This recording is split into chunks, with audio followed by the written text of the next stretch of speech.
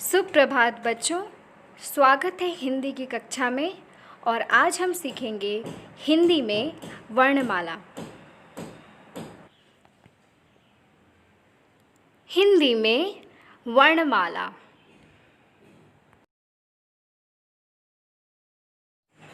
हिंदी वर्णमाला में सबसे प्रथम हम पढ़ेंगे स्वर और उसकी मात्रा या ध्वनि।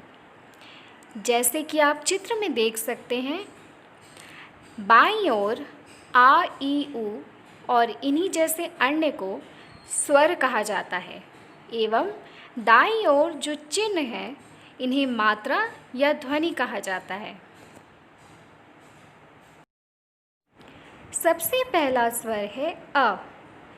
इस स्वर की कोई मात्रा नहीं होती और इस स्वर से हम कई शब्द बना सकते हैं। उदाहरण में अ से अदरक, अ से अजगर, अ से अनार। दूसरा स्वर है आ। इसकी मात्रा बाईं ओर दिखाई गई है। जब अदरक के अ में या मात्रा लगती है तो वह आ बन जाती है। इस स्वर से हम कई शब्द बना सकते हैं। उदाहरण के रूप में आ से आम, आ से आलू, आ से आग। इस स्वर को हम ई कहते हैं। बाईं ओर लाल इंक से ई की मात्रा दिखाई गई है। इसे हम छोटी ई भी कह सकते हैं। छोटी ई से हम कई शब्द बना सकते हैं। उदाहरण के रूप में ई से इमली, ई से इलायची, ई से इमारत। इस स्वर को हम ई कहते हैं। इसकी मात्रा बाईं ओर पीले इंक से दिखाई गई है। इसे हम बड़ी ई की मात्रा भी कह सकते हैं। बड़ी ई से हम कई शब्द बना सकते हैं। जैसे कि उदाहरण के रूप में ई से ईख, ई से ईसा, ई से ईद। इस स्वर को हम ऊ कहते हैं। बाईं ओर हरे इंक से इसकी मात्रा दिखाई गई है। इसे हम छोटे ऊ की मात्रा भी कह सकते हैं। छोटे ऊ से हम कई शब्द बना सकते हैं। जैसे कि उदाहरण के रूप में ऊ से उल्लू, ऊ से उस्तरा। इसे हम ऊ कहते हैं। बाईं ओर इसकी मात्रा दिखाई गई है। इसे हम बड़े ऊ की मात्रा भी कह सकते हैं। बड़े ऊ से हम कई शब्द बना सकते हैं। जैसे कि ऊ से ऊन, ऊ से ऊंट। इस स्वर को हम री कहते हैं। नीले इंक से री की मात्रा दिखाई गई है। री से हम ऋषि शब्द बना सकते हैं। इसके अलावा अन्य शब्द भी बन सकते हैं। इस स्वर को हम ए कहते हैं।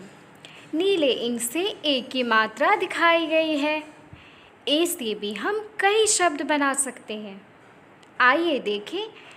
उदाहरण के रूप में ए से एड़ी, ए से एक तारा।